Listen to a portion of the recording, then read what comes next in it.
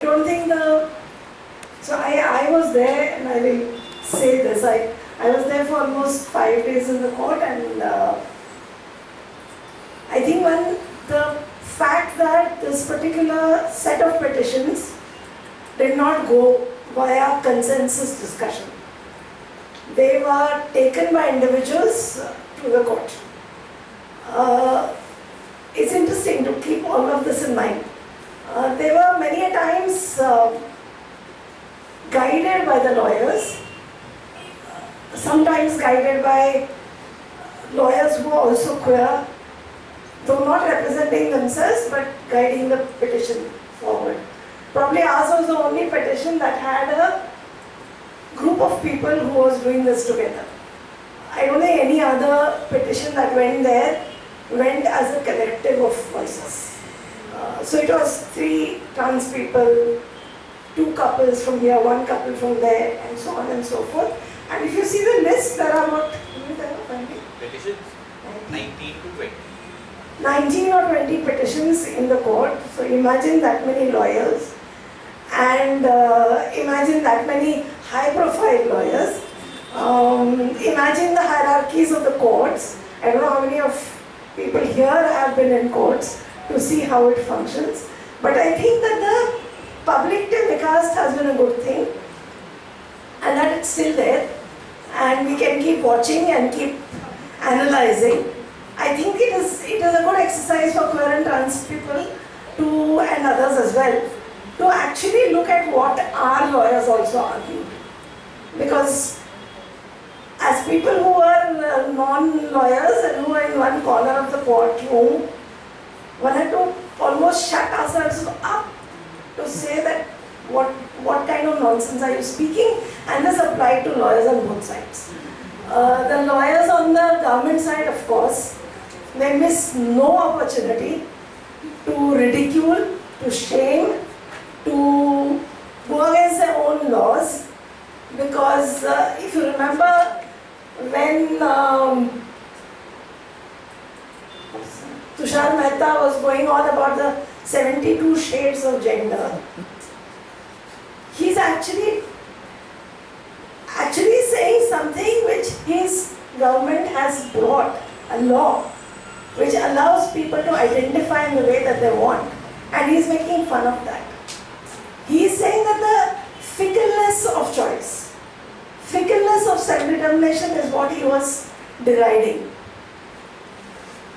Similarly, he had the audacity to repeat twice in court, and the second time he was stopped by the judges, that Trans Act is for everybody. It's for LGBTQI plus people. He kept on saying that.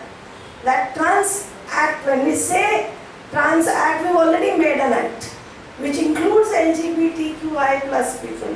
And the CJI had to correct him finally and say that that's not true. So a lot of times the same voices were coming from the bench. Unfortunately or fortunately, I don't know.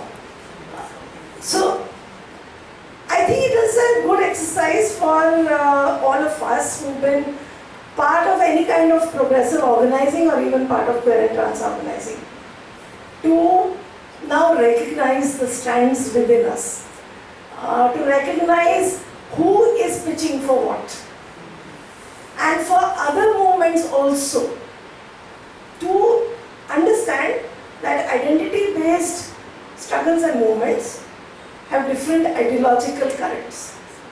And so just getting a token trans woman in amidst us and thinking that we've included trans issues is not the way to go. I'm saying all this, I mean, some of you can reflect and see what I'm referring to, but this is something that's constantly happening. That we need to, like, we have the Stree Shakti Sangathan, which was represented in court on the opposing side by Mr. Sai Deepak with a horrendous position.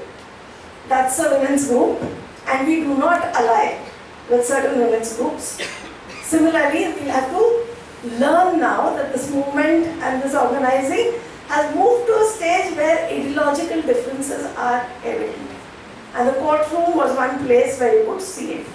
So if we can, I think it's good material for analysis, for understanding for all of us.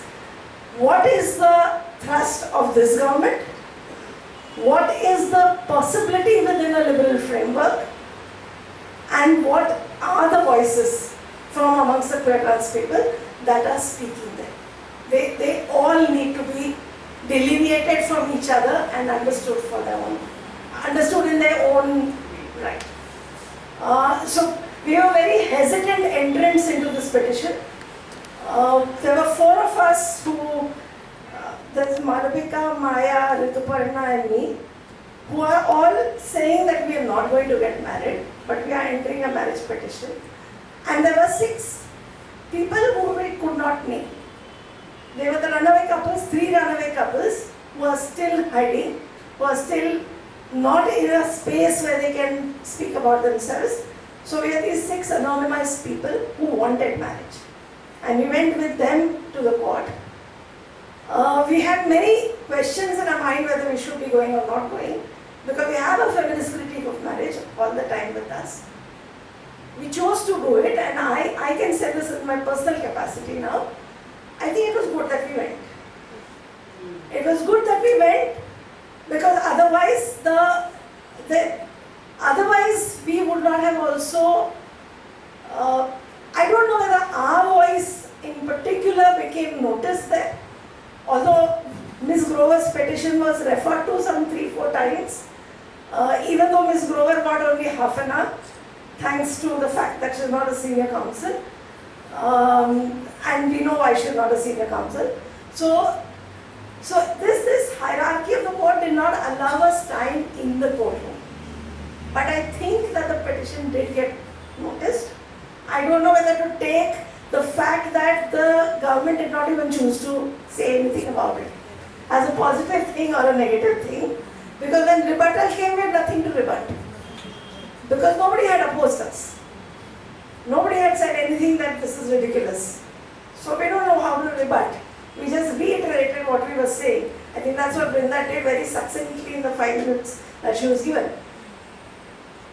We were at the end of the day, so we did not hear questions from the bench other than this one question that Justice Bhatt gave, asking for more material.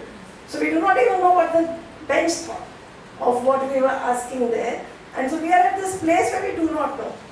Where we do not know where this particular prayer of, even the general right to marry, whether it's going to come or not, is a big question mark. But the particular prayer that we were making, whether it's going to, I'm sure it will get a mention because it's a prayer, but we don't know which way it will go.